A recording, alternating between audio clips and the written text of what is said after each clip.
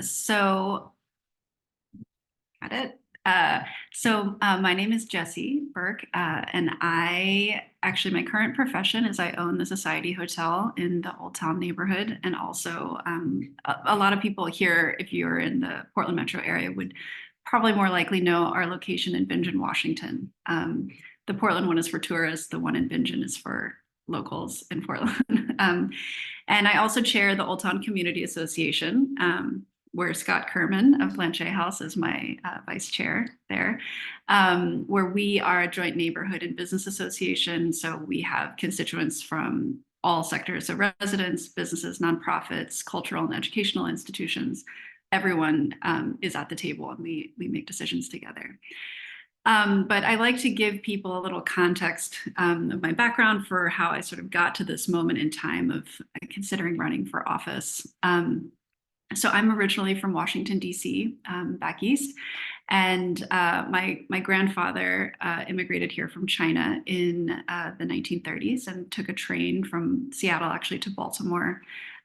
He and my grandmother were married before interracial marriage was legal in the United States. It was only legal in Washington, D.C., which really, I think, sort of shaped sort of how my family progressed in the United States.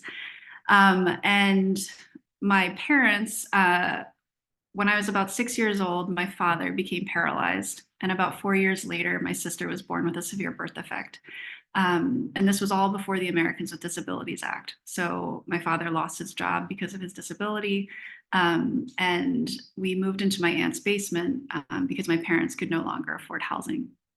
And my mother cleaned houses to sustain us. And there came a point where they told all of us that if we wanted to get out of poverty, we had to become good at something because they couldn't figure out the system.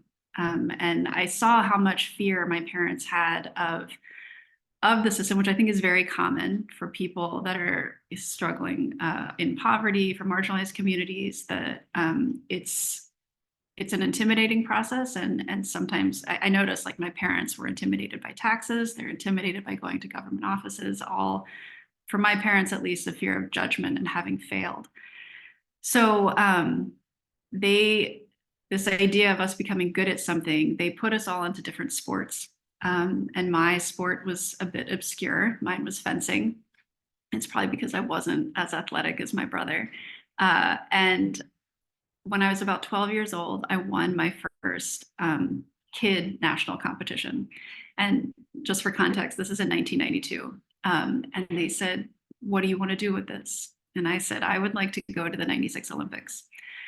And they said, "Okay, but you can't do that here. The coaching isn't here." And so when I was 12, I left home and moved to Rochester, New York, and lived at the Women's National Training Center.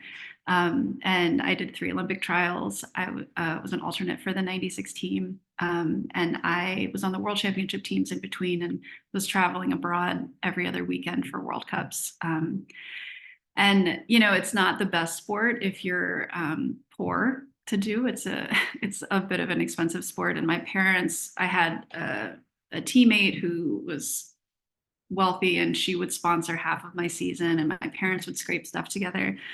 And I remember I once went to World Cup in Italy, and I was 15 by myself, and the taxi driver stole all my money, and I had to go the whole weekend without food, which is not recommended if you're trying to make the Olympic team. That's like not the best path.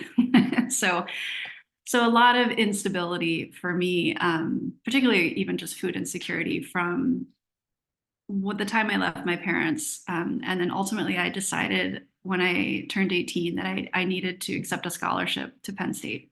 It's a lot of schools have fencing scholarships, but Penn State would take me immediately rather than having to wait a year.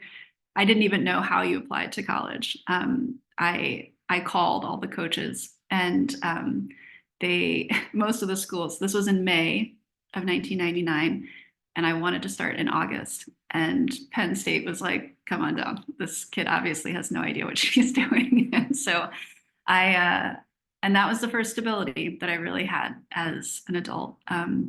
They paid for my food, they paid for my housing, and I just had to do a sport in exchange. So in that time, I really wanted to use what I could to figure out the system for my parents. It's why I went into teaching and working with my undergraduate degree was in teaching and working with high risk communities that maybe can't figure out the system. And when I moved to Portland, my first job was actually at an after school program at Roosevelt High School, mainly working with the program was something else, but really I just turned it into helping all of the students finish their homework so that they could pass the state exam. Eventually, I became the education coordinator at the Native American Youth and Family Center, and just kind of running into so much red tape for something that it should be easier to get to yes, particularly for the most vulnerable. And so I thought maybe I needed to get into policy. Maybe it wasn't, the ground level. Maybe I needed to fix policy. And I went back to Portland State University and got my master's in public administration. And I tell everyone I had two really important moments in that graduate program. One was doing an internship at Prosper Portland, and one was a temp job while I was writing my thesis at an investment banking firm. And I think a lot of people, when you are young and you're in college, the thing you think is that government and nonprofit is doing God's work and private sector is the devil. And so that was sort of the eyes I was coming to graduate school with. And when I did this internship at Prosper Portland, I thought everyone was going to be there for the same reason and for the greater good. And many people were, but some people I could tell were there to as a stepping stone to the next promotion, or it was to run for public office. And I felt really disheartened by that I thought that there would be everyone would be clear in their intentions.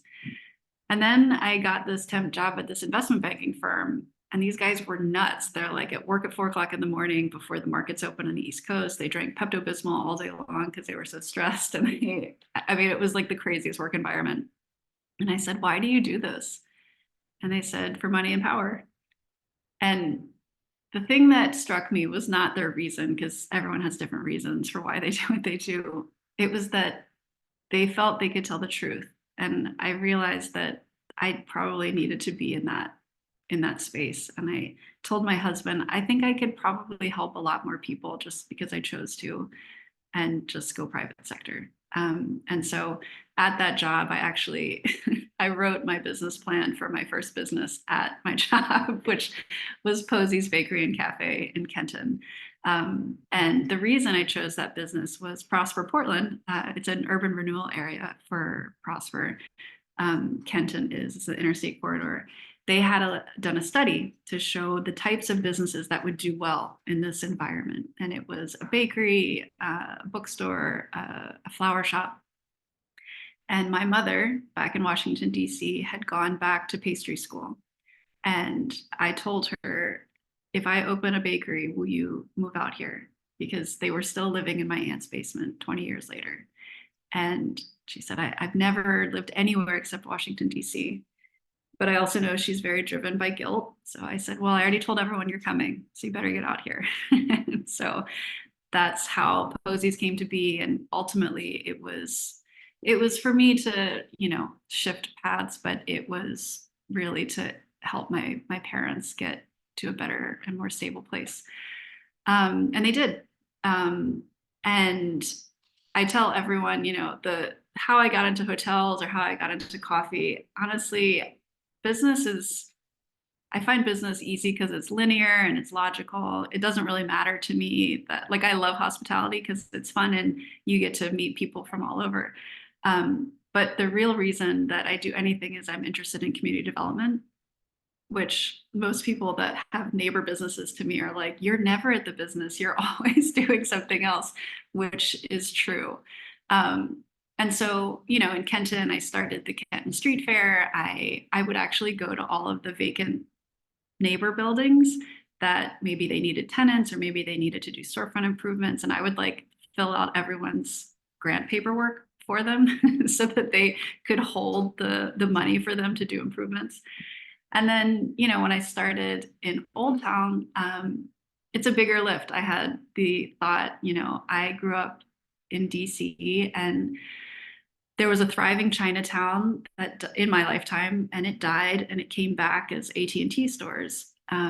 Maybe this was an opportunity to help a Chinatown on the West Coast to rebuild. And it's a much bigger lift. And I would say it's still in process. But I think Scott can attest to the work was less the business, the work was less the organization. It was how much can we all rally everyone to start rowing in the same direction and take this area that is actually one of the hardest hit for many reasons, be it the condition of the buildings that we're working with.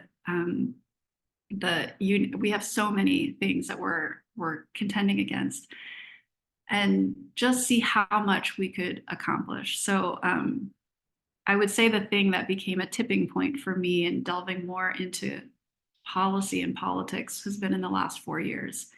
That when the pandemic hit, there was a day when the forest fires were happening. We were out of business in Portland because we lost 98% of our sales. And our private security came to us and they asked if I had any ties to the Chinese mafia. And I said, I do not. And they said, well, it could help with ownership because organized crime is coming. We have Armenian gangs, Somali gangs, and Mexican gangs. 18th Street gang has taken over St. John's. And I think this was maybe one of the lowest points in my life here that I said, the building next door is run by the Chinese mafia. All orders go from Portland to New York to Hong Kong. I'll give you their number, but I won't have anything to do with it. And then about a year later, my phone started ringing off the hook in the middle of the night. And it was all the residents in Old Town. And they said, 300 rounds were just shot. And I said, why are you calling me? You should call the police. They said, I don't know that they'll come. And I didn't know much of what to do with that. But the next day we have cameras on our rooftop deck. And I extracted the footage and I listened to it just before I had this call with the mayor's office. And it's actually really upsetting because it's a machine gun shootout and you can hear the machine gun in the middle. And I didn't realize quite how traumatizing the sound of it would be. And I went on this call with the mayor's office and a hodgepodge of other people, and I didn't know my mic was still on. And I let out this big sigh and they teased me. They said, it's a pretty big sigh, Jessie. Are you okay? And I'm generally not that emotional, but I burst into tears. I said, I'm not. Is anyone here? There was a machine gun shootout last night and no one called the police. They called me. And I don't know what to do with that. That's too much pressure. I don't have a police force. I don't even own a gun. Like, I don't know what to do. And they said, oh, that didn't show up on the police blotter. That's very concerning. And I said, of course not. No one called. So that's when I was asked by the mayor's office to write a recovery plan for Old Town. And they said, well, you might regret it, but I'll write a recovery plan. And then I was asked to write a recovery plan for Central East Side. And then I was asked to write a recovery plan for St. John's. And it became more and more often that I was getting phone calls from at least City Hall, because the city was really trying. They were contorting themselves to cover things that honestly a lot were the responsibility of the county, but the county was pretty consistently icing us out. And when Commissioner Jayapal stepped down, Commissioner Sharon Myron called me and asked me to run for this position. She said, I think that this is the one that you need to be doing. It's the place we need the most help. And I think that I personally, not Sharon didn't say this, but I personally think that the city has been really trying to figure this out and they need a partner at the county. They need more partners at the county. So that's how I got to this moment in time of deciding that I needed to at least, rather than being the call that everyone makes, asking for suggestions and hoping that someone will do something that I ask, that I just put my name in the hat, put my hat in the ring. I can't remember the saying, but that and then possibly just get to be a vote, because, it's pretty dire right now. And I'm concerned at what I see as like the lack of executive experience, where I don't see a lot of experience in the ability to create a plan and a budget and execute it and deliver that plan with any meaningful outcomes. So that's how I got here. I will just share the top 3 things that are my priorities, and then we'll jump into questions if that works. One of the first things that I talk about is that I really think we need a central database of available shelter beds. I have personally tried to get people into shelter, and it is so difficult. I've talked to Beth over a pair, and we were both talking about how you have to make it easy for people to make the best decisions for themselves.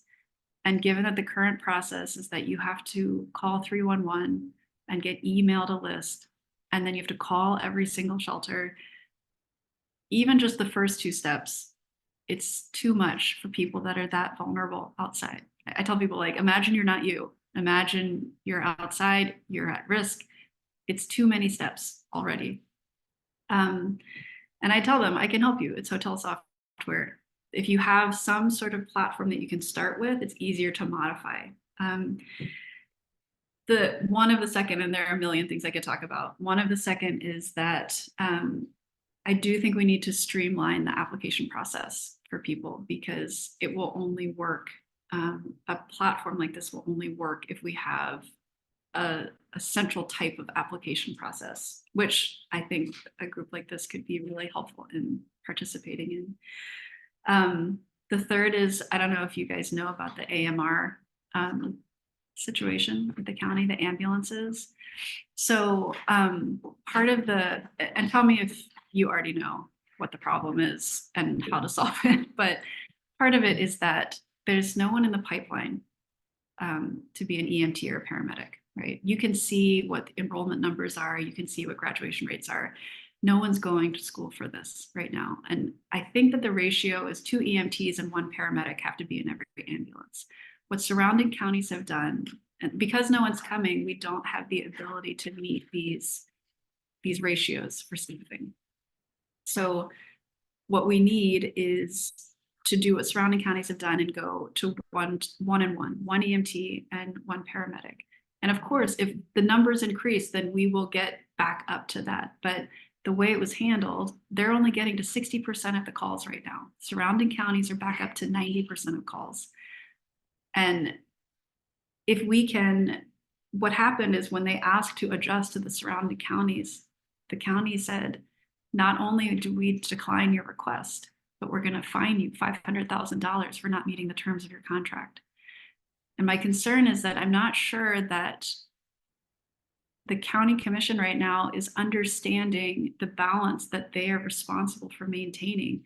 This is, if we have outsourced the job of ambulance services, that contractor doesn't have to stay. And if we are creating an unreasonable work environment based on the conditions, we're putting ourselves at risk here. And so I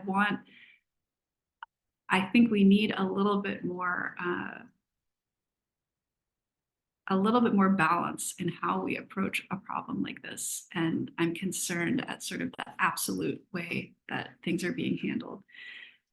I have a million other suggestions, but I want to give everyone time for questions. So I open it up to everyone here. Jessie, thanks so much for sharing your story, not just your story here in Portland, but really like, your people and where you're coming from. And thanks for getting us started talking about policy and action items and perspectives here in Portland around housing and homelessness. So with that, let's open it up to questions. You can drop a question in the chat, or you can raise your real hand or your little emoji hand. And the way you do that is down in reactions. And then I'll just try to call on people. I also just want to remind everyone that it's a short session. So I'll try to take, we'll try not to do too many like 6-part questions if we can. And I'd love to kick it off. Who wants to be brave and go first.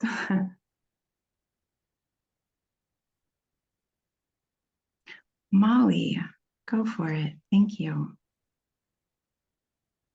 Hello, everyone. Hello, Jessie. Thanks for your time today. So I heard you talk about the difficulties of folks getting into shelter, very real.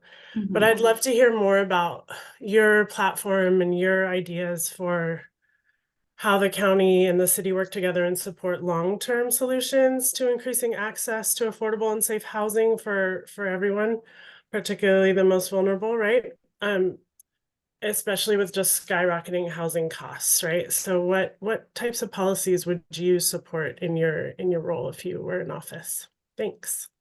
Yeah, I think that the thing that is, I mean, and I'm probably talking to an already well-informed audience here, but discussing chronic versus episodic homelessness and risk, that the audience I'm talking about for shelter is really much more chronic homelessness that needs a lot more support and a lot more care before transitioning to anything else. So if we're discussing episodic homelessness and the need for just more affordable housing, and is that right, Molly?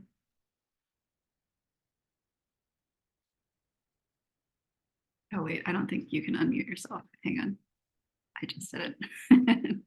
Yeah, I was waiting to get permission to unmute. Yeah. I just want to hear about like long-term solutions to increase access. So I'm not trying to lead you in your answer. Sure. I just want to hear like what you think long-term solutions are. Well, I think that we have to drastically increase supply. That will stabilize any pricing.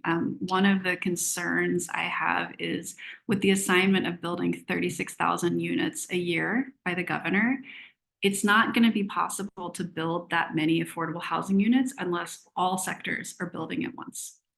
You need private sector, public sector, nonprofit sector. Everyone has to be building because there's just not enough people that know how to do this. So I would say first and foremost, it's really prioritizing. What I see often is that there are segments of even just development community that are left out because there's a belief about, I don't know, maybe they're private sector and we don't want them at the table. But from my experience, everyone wants to help and everyone wants to help move the needle. This is the most compassionate region I have ever been in. And so I really don't want anyone to feel like they can't participate in the solution. And so first and foremost, I see that everyone just has to participate in building of supply of housing. I do think we have adequate land. I do think we have adequate options. Some of the other shorter term ways that we could get housing, I think that we need to create a sort of modified Section 8 housing. I know Section 8 has its issues, but if we could perfect the model and create something more immediately here, there are a lot of market rate buildings that are empty that we could use more immediately to get people into those spaces. So using as a sort of long-term housing option, but something we could do more immediately is to create a sort of gap funding option for people to quickly move into housing. Longer term, we just have to drastically increase supply. And I think people are working on it. I'm encouraging everyone to allow more people to participate. I don't know if you saw the Willamette Week article with Rob Justice from Home Forward, but it's the same feedback. Like you have to just get everyone building at the same time. Thanks, Jessie. Brandy, do you want to ask your question next? Someone unmuting or? Yeah. Thanks so much. Hi, I am Brandy Tuck. I'm the Executive Director of Path Home. We empower homeless families with children to get back into housing and stay there. And I really have two questions for you. So I won't do 6 or 7, although I'm tempted. I really kind of want to revisit Molly's question. I really appreciate the question that Molly asked. And I want you to talk, I would love for you to talk a little bit more about what you see as the differences between populations that need or don't need shelter, and how because shelter ends homelessness for 0 people unless there is a pathway from shelter into a permanent long-term solution. So you're kind of differentiating between chronically homeless people and episodic homeless people. I Mhm. don't differentiate between those two groups. I believe everyone deserves housing. So maybe talk a little bit about your differentiation there and who you think needs to go into shelter and kind of what that looks like. So that's my first question. And then my second question is about families with children. The Oregon Department of Education reports that there are 4,008 students that experience homelessness in Multnomah County alone in the last school year. Yet only about 10% of city and county resources go to serving families with children who I would argue are among the most vulnerable. So what would your approach be to working with families with children who are experiencing homelessness? Mhm. So to your first question, I don't want it to be misunderstood. My suggestion is not that some people get housing and or shelter and some people don't. It's the idea or possibly the philosophy that everyone just needs an apartment. And I'm with people all day, every day that I know they cannot just go into housing and live by themselves. They need care. So I think Sharon Myron had been trying and it was unsuccessful in the purchase of a university campus that they could bring a medical facility in and allow people to start there. So say people that are struggling with mental illness, struggling with addiction, that they could start at this facility. And if they're able to transition into more supportive housing and then ultimately into their own housing on their own, that's fantastic. If they can't, one of my concerns is the long-term effects of P2P meth. I'm not sure that we're seeing that it's reversible or not, and the inducement of psychosis. And so I think we need a plan for that. I've testified to the city. There's a direct correlation to the exploding mental health crisis and P2P meth, and we need to get real about that because what are we going to do? Where is everyone going to be cared for? Because we don't have a plan. And so I do think that we need to. I'm not sure that this type of housing exists right now, but sort of a form of maybe a combination of adult foster care and like nursing home type facility where people can be cared for, but in a safe environment is really critical. I know some people, not the P2P meth, but some people with proper care and medication can transition out and they'll be okay, but that we do need to establish a long-term care solution for people that it's not clear that they're going to be able to ever care for themselves again. Jessie, I just want to note in chat that Tamara is sort of asking a follow-up question, which is sort of where you're at right now, which says that research shows that sometimes it's not about how much housing is available, but the systems available for people to be housing ready and then staying housed. So Tamara, I hope I'm saying that right, is wondering like what ideas or what do you have in mind when it comes to wraparound services and supportive housing services for houseless folks moving into housing? Yes, well, I think first and foremost, we have to be very consistent with outreach and almost relentless about it, that anytime we're seeing someone in a neighborhood, we have to pursue and stay consistent with having a relationship with people that are struggling, because I don't do that work right now, but I'm not seeing anybody, and at least in my front door area, where people are like getting connected. I was talking to someone under the steel bridge and I was like, has anyone ever come to talk to you? And he's been living under this bridge for 3 years. He said, I've never talked to anybody. So I think the first thing we need to do is be sure that, and this might be that these are county employees, these might be that this is work done through a contract with social service agencies. We have to be diligent in connecting with everybody and finding what the gap is. And then sort of having a myriad of choices of what is the best fit for them? Are they ready to move into housing immediately? Do they need more of the transition? There's a program that I can't remember what it's called. I was talking to someone through probation and parole about it. She said, yep, so we all do rehab together. She's the coordinator. Everyone does rehab together. They do group therapy together. We have all our meals together. Everyone lives in this house together. And I was like, what is this program? That's incredible. How do you get into it? She's like, you have to get arrested. And I was like, well, could we do one where you don't have to get arrested? Like, this is just the program you qualify for. And like, that's the route. So I do think that people that are at different places at different times, that could be a helpful program for people that are more maybe ready for rehab and that they need a support group and a support system, and then they transition to housing.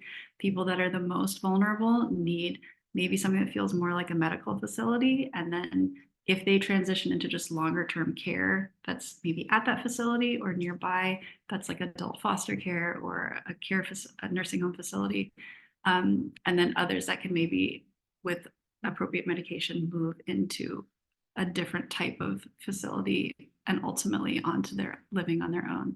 I do want to address your question about families. And actually might need to be reminded because it was a few minutes ago. The question is out. That is the question, what more can the county do for families? The question would be, what would your approach be to support the children and families who are arguably one of the most vulnerable categories of people who experience homelessness? What would your approach be to prioritize and serve these families?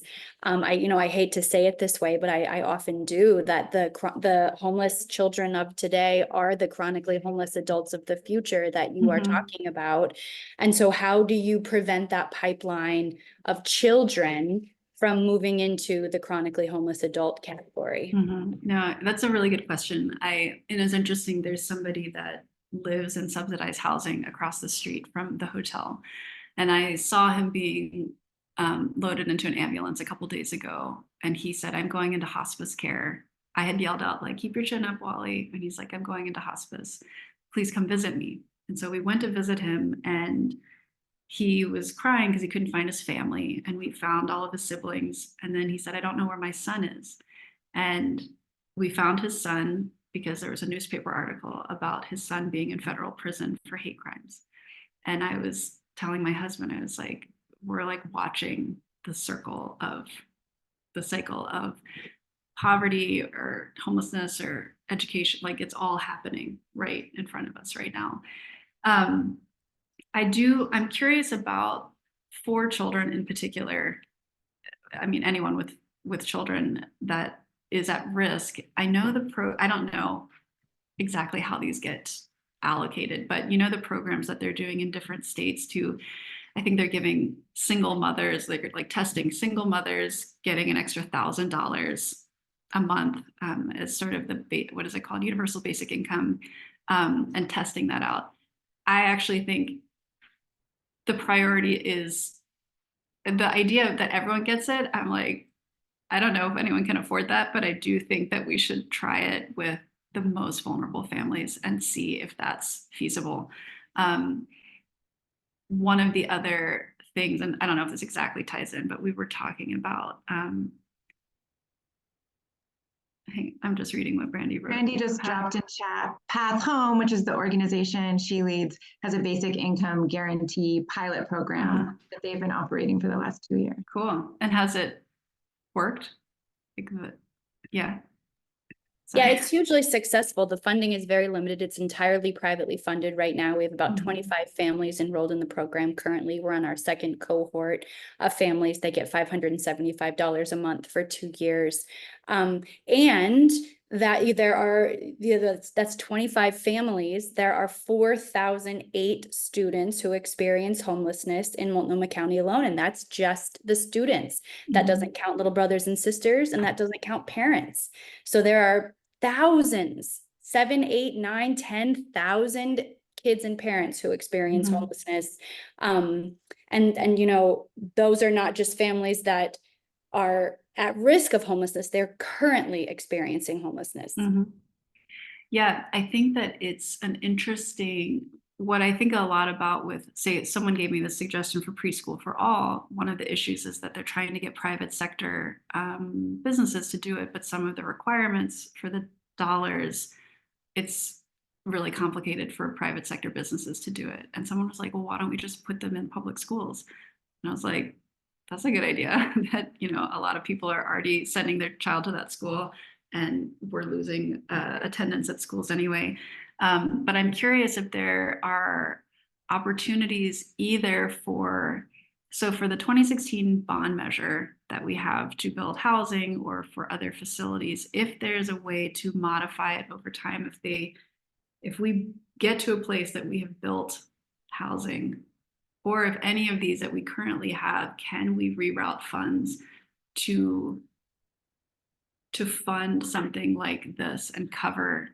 I know how many children you were saying, but I don't know, maybe the quantity of families. What would it come out to be $1,000 a month for that quantity of families? I'd have to get in the weeds more about the budget and where it comes from, but to me, that seems like maybe the lowest hanging fruit for Jessie, thanks. protecting. Yeah. Yeah.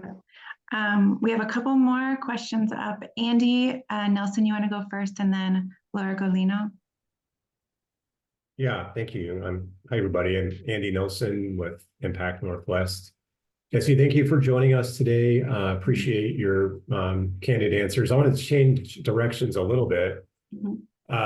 Regardless of what immediate strategies or long-term strategies we have, it's clear that Multnomah County is going to need to rely on nonprofits and community-based organizations, like many you see on the call here, to build a social safety net.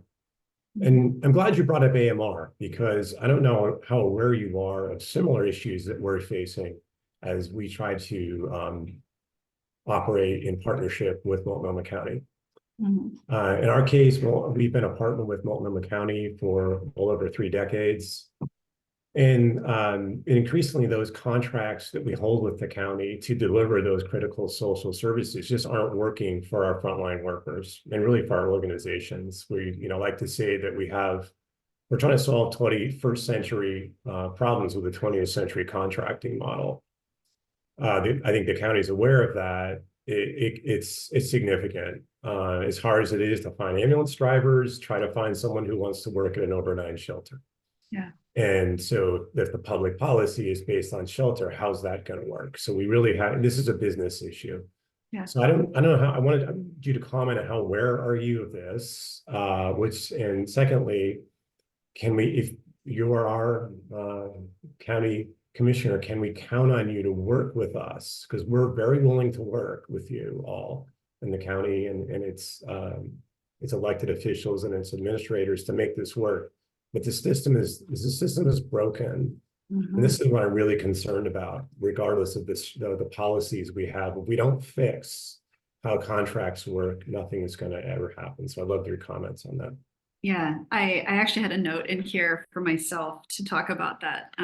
Scott Kerman is probably writing me a message right now about remember when I tried to get that contract and it was so ridiculous with the county. I've observed it firsthand, well, I guess secondhand, that just sort of the unreasonable requests, the slow timing, the use it or lose it dollars, that it seems void of reality oftentimes. And I think that that's a real frustration across the board. Everyone is feeling right now of, does anyone know how this works? Is anyone considering, the frontline worker? Does anyone? And it seems like the answer is no. The thing that I tell people has been the most helpful for me in my life is I come to the table assuming everyone wants to do a good job at their job, and collectively everyone knows the answer. And I would turn to you to say, what's wrong?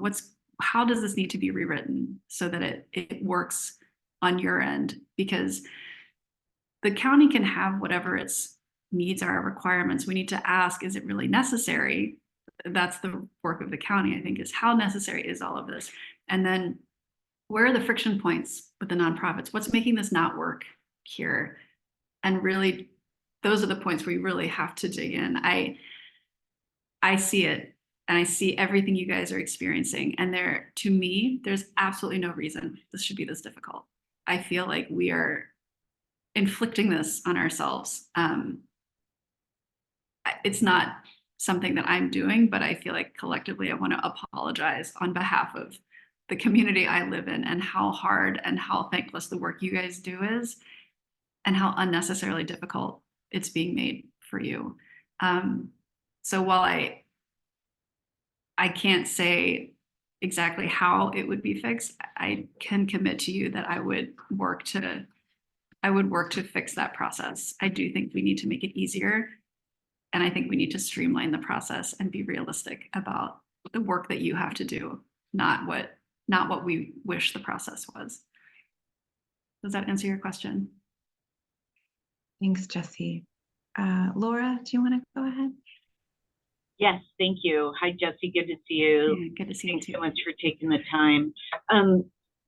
Andy Nelson sort of asked a little bit of what I was going to ask. So I'll just pivot a little bit and ask you what you think, if you've formed an opinion yet. Oh, and I should say, Executive Director, Northwest Pilot Project. We help the other end of the spectrum from who Brandy works with. We help older adults, people 55 and over, who are extremely vulnerable, to access rental housing and stay there for as long as they can. I'm curious whether or not you've had time to form an opinion or some thoughts or insights about the proposal by Metro Regional Government to utilize some of the anticipated excess additional revenue that is anticipated to come in for the supportive housing services measure for housing construction, as opposed to having it be available to the 3 counties to use it to continue to provide services. Thanks. Well, it's not going to be that informative of a response because I haven't read the details of that. So I'm not sure that I can answer that question. But since you're not muted yet, what is your feeling on it? I have mixed feelings. I mean, we do need more housing. And so there's a possibility of using some of those funds for housing, but it's complicated. And as a direct service provider, the opportunity to have even more resources to support more clients, get more rent assistance for placing people in permanent housing with the services that they need, because as you said earlier, you don't just place someone in housing who has challenges or barriers. You go all in on the housing first model, which is housing and services. And so those dollars are really incredibly important. But I think where I get concerned also is that, and maybe this is more of a question for you, Multnomah County has not spent the existing allocation of supportive housing services dollars quickly enough, and it continues to show on paper a surplus that I think many of my colleagues here feel like we could be utilizing right away, again, for rent assistance, for service delivery, for truly building capacity, for increasing wages, and thus, retaining more employees, hiring more employees. And so part of my feeling about this unanticipated excess revenue from SHS taxes and how that's utilized would be dependent on whether or not there's a really strong commitment from Multnomah County to get that money out the door quickly. We're still in a crisis from where I'm sitting. Totally. So, I totally feel that way. So how, I guess maybe a question for you is, how could you help us from your seat, if you were to become a commissioner, to get access to those funds more quickly and with the flexibility that we need? It's interesting, the way I'm formulating that question in my mind is some patterns that I'm seeing and talking to lots of different people is that, so for example, I was talking to someone in the one of the deputies in the jail, and she said, you know, we used to have a really successful rehab ready dorm block. And I was like, what happened? And she's like, they didn't fund it anymore. Or she said, you know, the flood at the jail. I said, did they fix it? Like, did they fix the leak? And she said, no, they got us galoshes. And none of this as a business person makes any sense. That I think one of the things I'm seeing, so someone was explaining to me that, say, for example, funding jails, if you decrease how many you fund, the philosophy is that crime is decreasing because you don't need as many jail beds. And I was like, I'm not sure that that's how we should be approaching this. I think that, like a business, you have all of your responsibilities and your expenditure buckets, and based on how much you make, but the difference is there's no profit. There should never be a profit for the public sector, just like there's no profit for the nonprofit sector. So get it out the door. And that's where I'm talking about. I'm concerned about the executive experience of understanding that there's no benefit to holding this money. The purpose of this money is to provide a service. And my concern is I think that there's maybe a loss of understanding at the county of like being in a role of public servitude, or what is this money for? It is to serve the public. And this ability to receive dollars, create a plan, expend dollars, provide a deliverable is not happening. And everyone's onto it, and they're really concerned. And it sort of blows my mind because I've said this before, businesses don't have that luxury. Like, I don't have the luxury of like not doing the thing I said I was going to do, or not providing a service to a customer, or actually just like losing every year you go out of business. And so I think there's a need for this. Like, what did we promise we were going to do?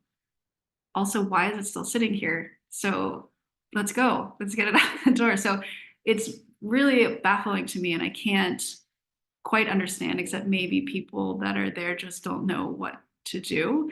But to me, there's no need for the government to believe they are profiting. There's no profit. You should start all over the next fiscal year. So yes, I will commit to you that when dollars come in, they should be going out as soon as we receive them. And I cannot understand what is happening right now. It's honestly one of the reasons I'm running. But I think everyone is collectively going crazy, but me in particular, I'm like, somebody has to like help execute. So I hope that helps. Stephen, I know you had your hand up, but then you put it down. I'm noticing that we only have about 6 minutes left. So I'm not sure. Sorry, Stephen, I don't think we're going to have time to get to your question. Engagement with folks, even outside of this meeting, and sounds like is open to the shared wisdom that our community has about these policies. Yeah. Jessie, I want to thank you for your time. Also, just want to give you like another minute or two if you have any like final thoughts or like to share overall and like in response to these questions. Yeah. You froze a little. I'm frozen, or Ami's frozen. Can you see me? Yeah, you see to me. Okay. Yes, thank you all for meeting with me. I'm really appreciative of this group, and I know there are many more in this community. That one of the things that is important to me is to be able to ask people questions about, especially about work and industries that I don't know. I've done some work in the nonprofit sector, but not in the area that you're working. And that the thing that I would hope is that, and I'm sure everyone is like, yes, please just ask us because we're not getting asked, is I would truly turn to you to ask what you need on your end and how do we make it easier for you. My current profession is, while I know it's operating these businesses, the way I see it is building and managing healthy teams and organizations. And I think you're all probably in that boat too. It's a discipline to run a healthy organization, and it's a discipline to to build a culture and a team that people want to be in, and that they all see the vision and row in the same direction. My hope for this is that I can help do that at the county. I know it's a bit of a behemoth, but that I would need input and guidance from all of you in the work that you do. What would be the most helpful, so that you could do the best work. In this way, I think that the county is serving as what the public is asking for as a deliverable and a funding source. And then, so how do I best get that and receive a deliverable from your community? So anyway, the only other thing I will add is that you probably already know, but this one is a May election. It's not November. So it's the last year that there's going to be primary for the county. And that's all I have. Thank you so much, Jessie, for your time today. Thank you for the organizational hosts of this event, and all of you who showed up today to ask these really important and orienting questions. Sophia has just dropped in the chat. If anyone here is interested in helping support and create more events like this of bringing candidates and community leaders and community members together, there's some information on the Impact Northwest website. We'll be doing another one of these tomorrow at noon with Shannon Singleton. And if you're interested, there's an RSVP to get the Zoom link for that for tomorrow. And again, just like thank you to Mike and Ada for organizing this and creating this space, and everyone who helped make it happen. And thanks again, Jessie. Thanks for sharing your time. Hope everyone has a great